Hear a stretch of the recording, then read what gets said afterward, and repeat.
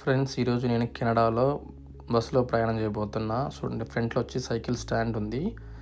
నేను ఒకవేళ సైకిల్ వస్తే ఆ సైకిల్ అక్కడ పెట్టుకోవచ్చు. నేనే కాదు, ఎవరైనా సైకిల్ వస్తే సైకిల్ పెట్టుకోవచ్చు. రెండో విషయం వచ్చి నేను ఒకసారి బస్సు ఎక్కాలంటే నాకు $240 పెట్టాలి. $4 అనమాట. ఒకవేళ నేను 10 టికెట్లు కొనుక్కుంటే నాకు $5 డిస్కౌంట్ వస్తుంది అనమాట. దాదాపు $35. ఈ పసుపు తాడు చూసారా?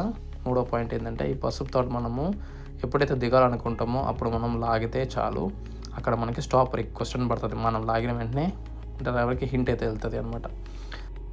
పాయింట్ ఏంటంటే చూడండి, ఇప్పుడు ఫ్రంట్లో నుంచి అయితే ఒక ఆమె చూడండి, బ్లూ టీ షర్ట్ వేసుకుని ఆమె ఎక్కుతుంది. తనైతే వెనకాల నుంచి ఎంత నిదానంగా బ్యాగులు లాక్కొని దిగుతారు చూడండి.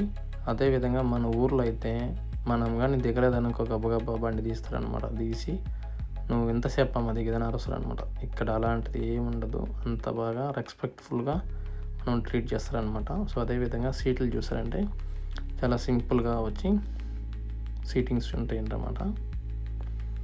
సో ఇంకొక పాయింట్ ఏంటంటే, మనము ఒక్కసారిగా నేను బస్ టికెట్ తీసుకొని లోపల ఎక్కినాను అనుకో, ఈ చివరి నుంచి ఆ చివరి వరకు దాదాపు 3 గంటల సేపు ప్రయాణం చేయొచ్చు.